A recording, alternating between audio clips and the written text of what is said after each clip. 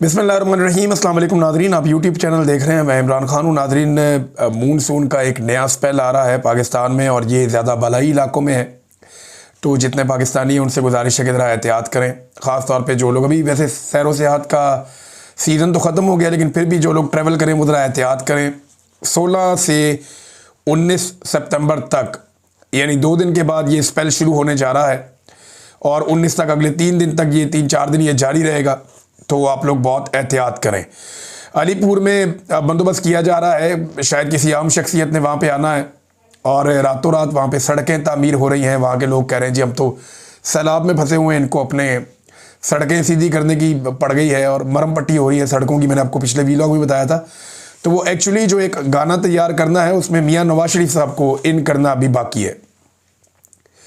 अब नवाज शरीफ साहब की कोई पुरानी वीडियो निकाल कर लगाई जाएगी या उन्हें दोबारा नए सिरे से सैलाबज़दा इलाकों में लाया जाएगा। बहरहाल नवाज शरीफ साहब की एक एंट्री अभी करवाई जाएगी और उन्हें पहुंचाया जाएगा किसी सैलाबज़दा इलाके में, ताकि एक जाली स्टेज बनाकर वहां पे लोगों को इकट्ठा करके नवाज शरीफ साहब को मौका दिया जाए कि वो लोगों से बातचीत करें। तो ये एक तरह की रीलॉन्चिंग होगी मियाँ साहब की। तो अलीपुर में कुछ बंदोबस्त किए जा रहे हैं। मे भी मियाँ साहब आएँ, हो सकता है वो वहाँ पे ना आए, मरीम नवाज पहुँचे या कोई और वहाँ पे पहुँचे, या शहबाज शरीफ किसी बैनुल-अक़वामी शख्सियत को लेकर पहुँच जाएँ पैसे इकट्ठे करने के लिए। लास्ट टाइम आपको याद है ये अक़वाम मुत्तहिदा के सेक्रेटरी जनरल को लेकर आ गए थे कि जनाब देखिए हम तबाह हो गए, बर्बाद हो गए, सब लुट गया, ख़त्म हो गया। फिर इनको जो पैसा मिला वो पैसा भी इन्होंने सैलाब मुतासरीन के ऊपर खर्च नहीं किया। ये एक बंद की मैं तस्वीर देख रहा था, ड्रोन से तस्वीर बनाई हमारे एक दोस्त ने, बड़ी दर्दनाक तस्वीर है। पूरा एक बंद है, दोनों तरफ उसके पानी है और लोग ऐसे उसके ऊपर भरे हुए हैं। एक क़यामत सुग़रा का एक मंजर है, खुला आसमान है, ख़वातीन रो रही हैं, बच्चे रो रहे हैं, बड़े बड़े जवान जो हैं वो बिलक के रो रहे हैं, परेशान हैं कि हम जाएं कहाँ पे। इतनी बेबसी है लोगों की और हुकूमत जो है वो सिर्फ एक मखसूस बंद के इलाके में वहाँ जाती है। एक ख़ास एरिया पहले सेलेक्ट किया जाता है, वहाँ पे इंतज़ामिया पहुँचती है, सिक्योरिटी सारा बंदोबस्त हो जाता है, फिर हुकूमत के लोग पहुँचते हैं, वो वहाँ पर अपनी टिकटॉक बनाते हैं और निकल जाते हैं। हुकूमत ने अवाम को बिल्कुल तनहा छोड़ दिया है, किसी किस्म की कोई रिलीफ पब्लिक को मिल नहीं रही। टीवी चैनल्स को धड़ाधड़ पैसा दिया जा रहा है, अखबारात को पैसा दिया जा रहा है। यानी अखबारात अगर आप देखें तो पहला जो पेज है पूरा का पूरा वो इश्तिहारों से भरा हुआ होता है। महकमा मौसमियात का इश्तिहार लगा हुआ था नवाए वक्त में, मैं हैरान हो रहा था आधे सफ़े का, ज़रूरत क्या है उसकी। धड़ाधड़ इश्तिहारात मिल रहे हैं, सबको मिल रहे हैं, अखबारात को भी मिल रहे हैं, टीवी चैनल्स को भी मिल रहे हैं। बस उनको ये कहा गया है कि आपने तबाही और बर्बादी नहीं दिखानी। 1-2 टीवी चैनल्स ने ब्लैकमेल करने के लिए कोई रिपोर्टें शिपोर्टें चलाई, फिर उसके बाद उनको इश्तिहारात दिए गए, डाउन चला गया मामला। आप ज़रा सोचें कि ये जो तबाही और बर्बादी डिजिटल मीडिया अपने बहुत थोड़े से फंड से दिखा रहा है। यानी डिजिटल मीडिया का एक जर्नलिस्ट जो है उसके पास क्या होता है, एक ऐसे मोबाइल फ़ोन होता है, एक सिंपल, एक माइक होता है और बस कुछ नहीं, वो उसके साथ कवरेज करता है। सैलाब ज़दगान के साथ ही वो कहीं रोटी खा लेता है, वहीं पे कहीं रात गुजार लेता है, उठता है फिर वहीं पे काम शुरू कर देता है। अब मुझे आप बताएं ना कि ये जो जिनका रोज़ का बजट 1000 रुपया है, मैक्सिमम 1000-1500 होगा, 2000 हो जाएगा बहुत ज़्यादा कर लें तो, और जिनके पास जो सामान है वो 50,000 से भी कम का है, वो लोग कवरेज कर रहे हैं और वो कुछ दिखा रहे हैं जो कोई नहीं दिखा रहा। और दूसरी तरफ जिस मीडिया को अरबों रुपए मिलते हैं, जिस मीडिया का अपना एक एक दिन का बजट करोड़ों में है, वो कुछ भी नहीं दिखा रहा। ये कैसे मुमकिन है? जिनके पास बेहतरीन कैमरे हैं, गाड़ियां हैं, रिपोर्टर्स हैं, न्यूज़ रूम्स हैं, जदीद सलाहियतें हैं, उनके पास ड्रोन कैमराज हैं, जिनके पास इतना सारा कुछ है, वो कुछ भी नहीं दिखा रहे। और जिनके पास कुछ भी नहीं है, कुछ भी नहीं है जिनके पास, वो आपको सारी पिक्चर दिखा रहे हैं। मतलब ये है कि इस वक्त पाकिस्तान के मीडिया को जो पैसा दिया जा रहा है, उनके जो पेट भरे जा रहे हैं, उसके पीछे एक ही मकसद है कि आप हुकूमत की तरफ कारकर्दगी बताएं, आपने तबाही और बर्बादी बिल्कुल नहीं दिखानी। यानी मैंने ये मंजर भी देखा है कि वहाँ पे डिजिटल मीडिया के लोग पहुँचे, उन्होंने जाकर पूछा जी कश्तियाँ क्यों खड़ी हैं, लोगों को रेस्क्यू कीजिए, हम होकर आ रहे हैं। हम प्राइवेट कश्ती लेकर गए थे, हम देख कर आए, बहुत लोग फंसे हुए, उनको निकालें वहाँ से। यानी हमने जो कश्तियाँ भेजी, हमारी अल्हम्दुलिल्लाह अब 5 या 6 कश्तियाँ हो गई हैं। हम जहाँ कश्ती मिलती है हम लेते जा रहे हैं और पहुँचाई जा रहे हैं। तो हमारी कश्तियाँ जो हैं वो लोगों को निकाल निकाल के बाहर लेकर आ रही हैं। जो अपना घर देखने के लिए जाना चाहते हैं या कोई सामान लेकर आना चाहते हैं तो हम उनको भी लेकर जाते हैं, फिर वापस लेकर आते हैं। तो अगर हम लोग ये काम कर पाते हैं तो गवर्नमेंट क्यों नहीं कर रही? वो तो नहीं कर रही ये काम। उनसे पूछा कि जी आपकी कश्तियां क्यों खड़ी हैं, इनको चलाएं। यानी मैंने तो ये बोला सारी टीम को कि आपने कश्तियां रोकनी नहीं है, इनको चलाई जाओ, बस इनको चलाते रहो। सिर्फ उतनी देर इंजन को रेस्ट आपने देना जितनी देर कोई काम कर रहा है, उतर रहा है, चढ़ रहा है, बस आप कश्तियों को चलाओ। खराब होती हैं, टूटती हैं, जो भी है, लोगों को आपने बचाना है। तो गवर्नमेंट ये क्यों नहीं कर रही? तो उन्होंने बताया जी हमारी कश्तियों में पेट्रोल नहीं है। अंदाजा करें आप, कश्तियों के अंदर पेट्रोल नहीं है, कितना बड़ा जुर्म है ये। इनकी गाड़ियों में पेट्रोल कभी खत्म नहीं होता। इनके जो प्रोटोकॉल्स हैं उनकी गाड़ियों में पेट्रोल कभी खत्म नहीं होता। इनके जहाज़ों में पेट्रोल कभी ख़त्म नहीं होता, लेकिन इनकी कश्तियों में पेट्रोल ख़त्म हो गया।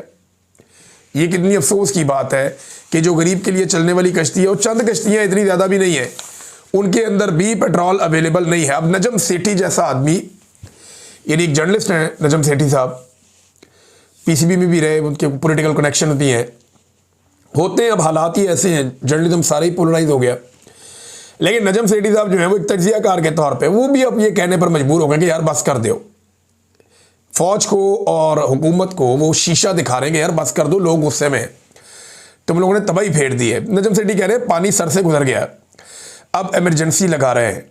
शर्म नहीं आती इनको? और ऊपर से अस्पतालों के चक्कर लग रहे हैं, अपनी तस्वीरें लगाई जा रही हैं। ये कोई मौका है अपनी प्रमोशन का? आवाम डूब रही है और आप अपनी डिप्लोमेसी कर रहे हैं। आपकी डिप्लोमेसी से इसराइल और कतर के ताल्लुकात पर क्या फ़र्क पड़ जाएगा? फ़र्क पड़ना क्या है जी? हम 3 में ना 13 में वहाँ जाके चौधरी बन जाते हैं कि जनाब हम आपको बचाएंगे, हम ये करेंगे, हम वो करेंगे। भाई उन्होंने लड़ाई लड़नी नहीं है। उन्होंने लड़ाई लड़नी होती तो वो पहले लड़ लेते। जब ईरान के साथ जंग हो रही थी वो तब लड़ लेते। जब इसराइल सबके साथ लड़ रहा था वो कंटिन्यू करते, ख़त्म करते इसराइल को। वो तब लड़ लेते जब फ़लस्तीनियों की नस्लकुशी हो रही है और लगातार लंबे अरसे से हो रही है। 6 मुल्कों को मारा इसराइल ने 3 दिनों के अंदर, यानी 3 दिनों में 6 मुल्कों पे इसराइल ने अटैक किया। ये पिछले हफ्ते पाकिस्तान सिर्फ कतर पहुंचा, वजह क्या है? पैसे कतर के पास है। बाकी जो ममालिक हैं जिनके ऊपर इसराइल ने अटैक किया, पाकिस्तान कहीं नहीं गया, शाम भी नहीं गया, चले फ़लस्तीन तो जा ही नहीं सकते, ये इनको इख्तियार ही नहीं है। त्यूनिस भी नहीं गया, यमन भी नहीं गया, बाकी मुल्कों में कहीं नहीं जा रहा। पाकिस्तान कहाँ गया? सिर्फ और सिर्फ कतर में गया। पैसे उनके पास है ना। तो मामला उम्मत मुस्लिमा का नहीं है। मामला ये नहीं है कि पाकिस्तानियों को कतरियों से बहुत प्यार हो गया। मामला ऐसा लगता है कि कतर के पास क्योंकि पैसे हैं, गैस है, इख्तियार है, लिहाजा कतर के पास हम जाएंगे, बाकियों को अब नहीं पूछेंगे। लबनान और शाम के साथ इसराइल क्या करता है, हमें इससे कोई लेना देना नहीं है। त्यूनिस के साथ, यमन के साथ क्या करता है, हमें इससे कोई लेना देना नहीं है। बस कतर के पास पैसा है, लिहाजा इस मामले में हम बीच में पड़ेंगे। तो ये आपकी ख्वाहिश रह जाएगी कि वो आपके लिए एक लड़ाई लड़े और आप उस लड़ाई से फ़ायदा उठाएं। कतर का तो स्टेटमेंट बड़ा सादा सा है कि गौर कर रहे हैं कि इसराइल का गैस बंद करनी है या नहीं। अभी भी वो गौर कर रहे हैं, तो वो अपने फ़ायदे और नुकसान को जानते हैं, आपसे बेहतर जानते हैं। कभी वज़ीर-ए-आज़म पहुँच जाता है, कभी आर्मी चीफ चला जाएगा, अब कभी वो चला जाता है, क्या नाम है, डिप्टी वज़ीर-ए-आज़म चला जाता है, वो पहुँच गया। तो ये तो नाज़रीन पाकिस्तान के हालात हैं और मुँह कोई लगाता नहीं है। सदर पाकिस्तान ऐसे हालात में पहुँच गए जनाब, चीन चाइना के दौरे पे पहले वो लंबा चौड़ा वफद लेके पहुँच जाते हैं, पीछे से जनाब उनका बेटा और बेटी भी पहुँच गए एक प्राइवेट तैयारे में, एक निजी प्रवास के ज़रिए से। पूरे जहाज़ में कोई नहीं, ये बहन भाई अपना प्रोटोकॉल लेके ये भी पहुँच गए, शंघाई पहुँच गए अपने वालिद के पास। फैमिली टूर बनाए हुए हैं नाज़रीन इन्होंने, आवाम का पैसा लग रहा है और फैमिली टूर बने हुए हैं। ये अपनी लाइफ इस वक्त फुल इंजॉय कर रहे हैं। वजह यह है कि मिलिट्री एस्टेब्लिशमेंट को इन्होंने फंसा लिया है। ये जानते हैं कि इमरान खान मिलिट्री एस्टेब्लिशमेंट को कान पकड़ा देगा और मिलिट्री एस्टेब्लिशमेंट इमरान खान से सहमी हुई है। लिहाजा यही मौका है हमारा कि हम जो मर्जी लोशे करें, हमें ना एस्टेब्लिशमेंट छेड़ सकती है। आवाम में तो वैसे ही हमें वोट नहीं डाला तो उनकी क्या औकात है। दूसरा, हमें पूछने वाले इस मुल्क में कोई नहीं है, अदालत हमने काबू कर लिया, चलो मौजा करिए। ये तो मौज मस्ती में लगे हुए हैं। दूसरी तरफ देखें ना, एक ख़ानदान है वो मरी जाके बैठता है, वो पुलिस सारी पंजाब की मरी पहुंच जाती है। ये जरा खबर देखें आप कि मरी के अंदर स्पेशल सिक्योरिटी के ऊपर पुलिस वाले पहुंचाए गए और जीका गली के अंदर जो एमसी स्कूल है उसके अंदर पुलिस वाले जाके ठहरे, क्योंकि बंदोबस्त कोई नहीं था ना, स्कूल के अंदर ही ठहरा दिया। जो बच्चे जहाँ पढ़ने जाते हैं स्कूल में, जीका गली, वहाँ पे पुलिस वालों को ले जाके उधर बैठा दिया कि आप स्पेशल ड्यूटी पे आए, यहाँ पे शहजादे शहजादियाँ आते हैं, राजकुमार राजकुमारियाँ आती हैं, लिहाजा यहाँ पे जो है वो आपने ड्यूटी देनी है, तो आपको ठहराने का बंदोबस्त इस स्कूल में कर दिया गया। अब वो आर्जी तौर पे स्कूल में पुलिस वाले आ गए, बच्चे सुबह स्कूल पहुंचे तो पता चला जुम्मे वाले दिन छुट्टी है, जाओ स्कूल में जगह नहीं है, पुलिस बैठी हुई है। ये दुनिया के किसी मुअज़्ज़ब मुल्क में हो सकता है? पाकिस्तान में ये हो रहा है बदकिस्मती से, हम होता हुआ देख रहे हैं। वफाकी वजीर ये मशवरा देते हैं, जनाब आलू महंगे हो गए ना, आलू का बाइकआउट कर दो, कौम आलू खाए ही ना, आलू अच्छा है ही नहीं। भाई आलू तो फिर भी ज़मीन में उगता है, कुदरत उसे पैदा करती है, उसमें एनर्जी है, बहुत सारे उसमें ग़िज़ाइयत है। चीनी के बाइकआउट का बोलो ना, वो क्यों नहीं बोलते? क्योंकि शुगर मिल माफिया आपके बॉसेस हैं। चीनी के खिलाफ बात करो। अगर कोई एक चीज़ जो इंसानों के खाने के लिए आज के दौर में सबसे ख़तरनाक है तो वो चीनी है। चीनी का इस्तेमाल जो है वो आपको बेशुमार बीमारियों का शिकार करता है। आपको कैंसर हो सकता है, स्किन की डिजीज़ हो सकती हैं, मोटापा होता है, शुगर होती है, शुगर से रिलेटेड बहुत सारी बीमारियां वो हो जाती हैं, जोड़ों के मसाइल हो जाते हैं, ब्लड प्रेशर के मसाइल हो जाते हैं। जितनी बीमारियां चीनी के नाम से जो केमिकल मार्केट में बिक रहा है, एक्चुअली ये केमिकल है ना, चीनी केमिकल से बनती है। मुझे बताएं ना ये कैसे बनती है, क्या कोई जानता है? गन्ने से तो गन्ने का रस बनता है और उससे जो है वो गुड़ बन जाता है, गुड़ से आप उसको पीस ले तो शक्कर बन जाती है, बस इतना ही है। लेकिन चीनी कैसे बनती है कोई जानता है? ये केमिकल्स डाले जाते हैं, उसका रंग उड़ाया जाता है, उसको सफ़ेद रंग के क्रिस्टल में जो तब्दील किया जाता है, ये केमिकल्स हैं जो करते हैं। और ये केमिकल्स आपके जिस्म पे वो नुकसानात पहुंचाते हैं जिनसे आप कभी बाहर नहीं आ सकते, नाकाबिले तलाफ़ी नुकसानात पहुंचाते हैं। तो चीनी का तो एक दाना भी जहर है, उसका बाइकआउट हम नहीं करते। अगर हम चीनी का बाइकआउट कर दें ना हमारी कौम सिर्फ, तो एक माफिया को पूरे को लगाम पड़ जाएगी, बेड़ा ही गर्क हो जाएगा इनका, इनके पल्ले कख नहीं बचेगा। ये अरबों खरबों रुपया चीनी से निकालते हैं हर साल और अवाम के पेटों से निकालते हैं।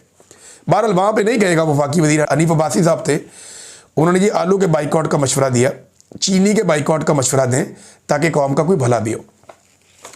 नाज़रीन, पाकिस्तान तहरीक इंसाफ ने एक नया मिशन शुरू किया है और ये पाकिस्तान तहरीक इंसाफ का इनिशिएटिव है और सोशल मीडिया के ऊपर अब इसे देख रहे हैं। अहमद खान साहब हैं कनाडा में, गालिबन उन्होंने इसका आगाज़ किया था और उनका आगाज़ जो है वो अब फैलता जा रहा है। ये है मिशन नूर।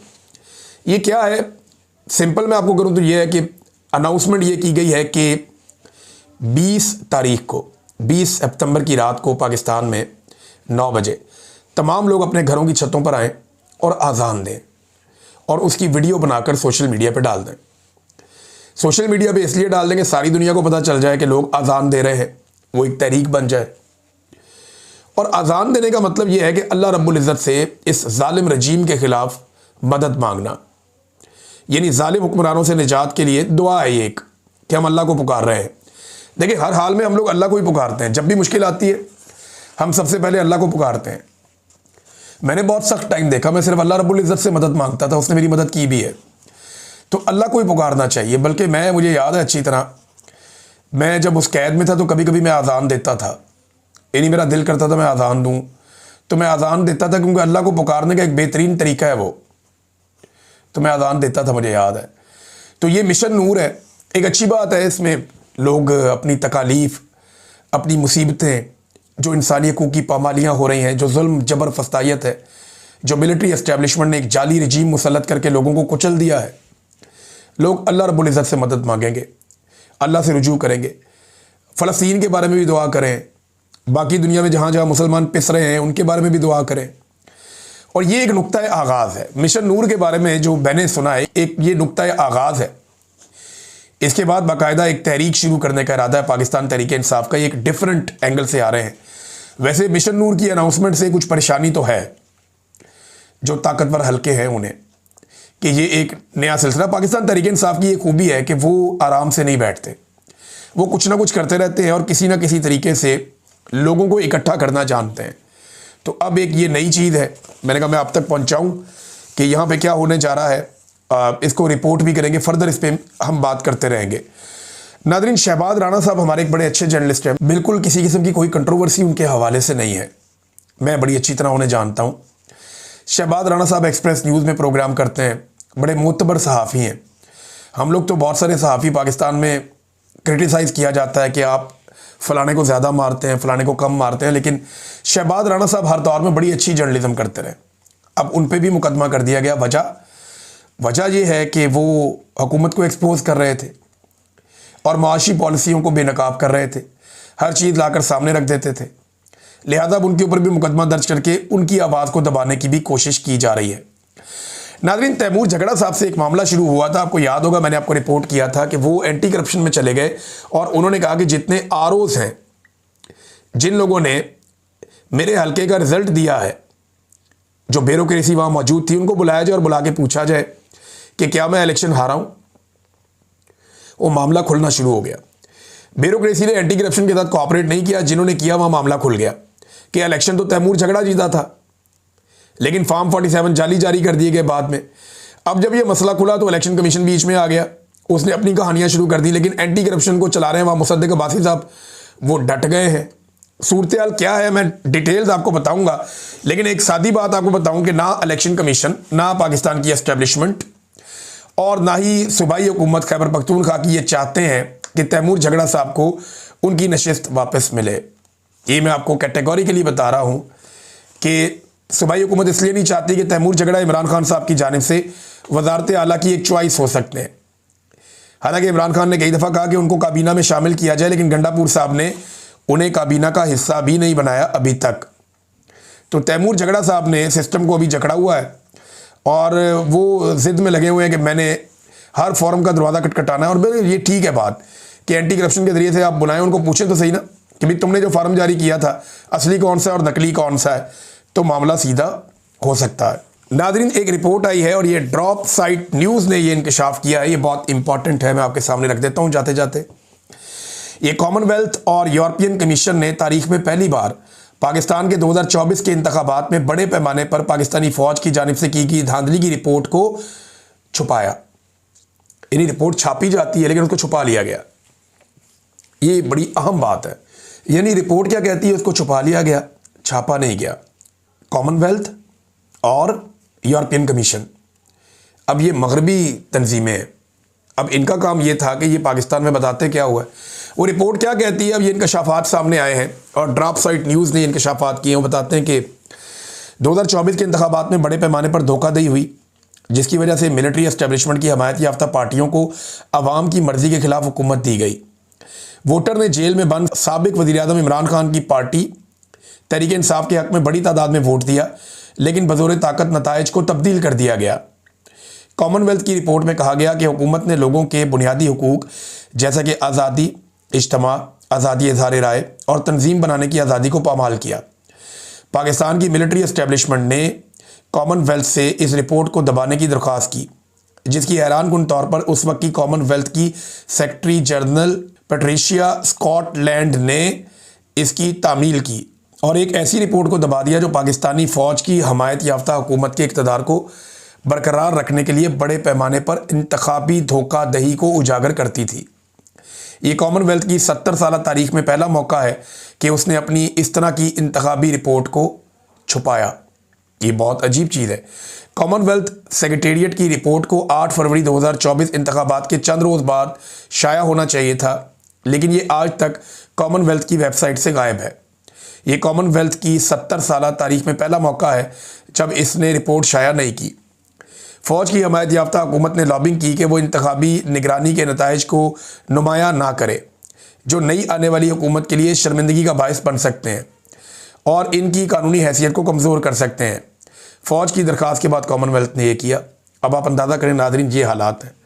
फिर उन्होंने बताया जी पाकिस्तान के अंदर क्या हो रहा है, किस तरह की आमरीत है, किस तरह तशद्दुद, क्रैकडाउन, कत्ल, सहाफ़ियों के बैंक अकाउंट बंद कर दिए गए हैं, वर्कर पर तशद्दुद किया जा रहा है, इमरान खान पर सैकड़ों जाली मुकदमात हैं, ख़वातीन से बदतमीज़ी और तशद्दुद किया जा रहा है, बच्चों के साथ भी यही हो रहा है। तो कॉमनवेल्थ और इलेक्शन ऑब्जर्वर ग्रुप की रिपोर्ट 2 बड़ी रिपोर्ट्स में से एक थी जो बज़ाहिर गैर जानिबदार बैनुल-अक़वामी मुबस्सरीन ने तैयार की थी। दूसरी रिपोर्ट यूरोपीय यूनियन के माहिरीन मिशन की थी, वो रिपोर्ट भी कभी शाया नहीं हुई। ये पाकिस्तानी जमहूरियत की गैर मुल्की निगरानी की तारीख में पहला मौका है कि कॉमनवेल्थ और यूरोपीय यूनियन दोनों ने अपनी रिपोर्ट शाया करने से इनकार कर दिया। आप अंदाज़ा करें कि मिलिट्री एस्टेब्लिशमेंट ने बैनुल अक़वामी रिपोर्टें रुकवा दी। पाकिस्तान में जो जुल्म हुआ, जो बर्बरियत हुई, उसको पब्लिक ही नहीं होने दिया। ये न्यूज़ आई है। अब तक के लिए इतना ही। अपना ख्याल रखिएगा, अपने चैनल का भी। अल्लाह हाफ़िज़।